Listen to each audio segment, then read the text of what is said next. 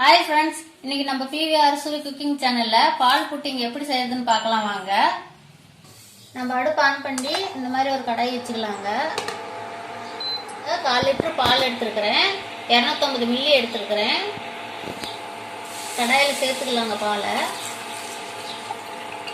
பால் நல்லா காயிட்டுங்க. நம்ம இப்போ சோள மாவு எடுத்து வச்சிருக்கிறோம்.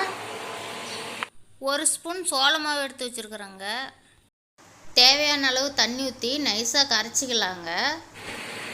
நல்லா கட்டி விழுவாமல் நல்லா நைஸாக கரைச்சி எடுத்துக்காங்க.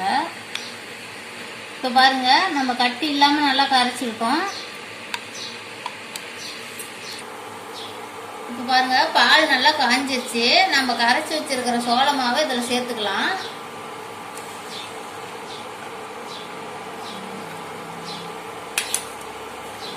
இந்த மாதிரி விஸ்கு வச்சு நல்லா கிண்டிக்காங்க.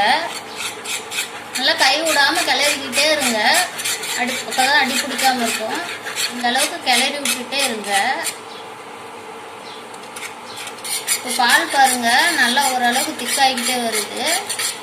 இப்போ பாருங்க, நல்லா பால் திக்கா வந்துச்சு. நம்ம இப்போ சர்க்கரை சேர்த்துக்கலாம்.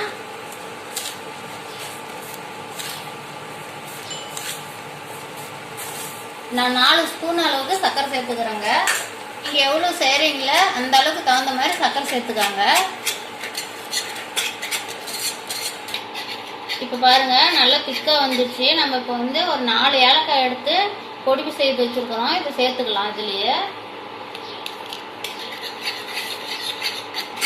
இப்போ பாருங்கள், கரெக்டான பதத்துக்கு வந்துடுச்சு. நம்ம அடுப்பை ஆஃப் பண்ணி கடாயை இறக்கி வச்சுக்கலாம். நீங்கள் எந்த பாத்திரத்துக்கு மாற்றுறீங்களோ அந்த பாத்திரத்துக்கு நெய் தடவிக்காங்க, இல்லைன்னா எண்ணெய் தடவிக்காங்க. இங்கே பாருங்கள், நான் பாதாமும் முந்திரியும் எடுத்து வச்சுருக்கிறேன். இதில் தேவையான அளவு சேர்த்துக்கலாம்.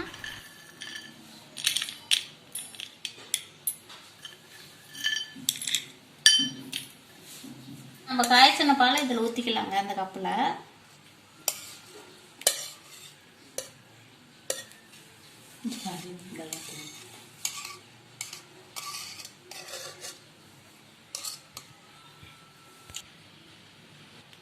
இப்போ இதை ஃப்ரிட்ஜில் 2 மணி நேரம் வச்சு எடுத்துக்கலாங்க.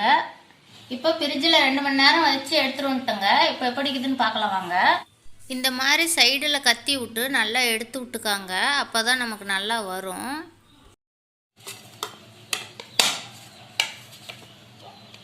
இப்போ பாருங்கள், ரொம்ப ரொம்ப ஈஸியான பால் புட்டிங் ரெடி ஆயிடுச்சுங்க. நீங்களும் இந்த மாதிரி செஞ்சு பாருங்கள், ரொம்ப நல்லாயிருக்கும். இந்த வீடியோ பிடிச்சிருந்தா லைக் பண்ணுங்கள், கமெண்ட் பண்ணுங்கள், ஷேர் பண்ணுங்கள். மறக்காமல் எங்கள் சேனலுக்கு சப்ஸ்கிரைப் பண்ணுங்கள்.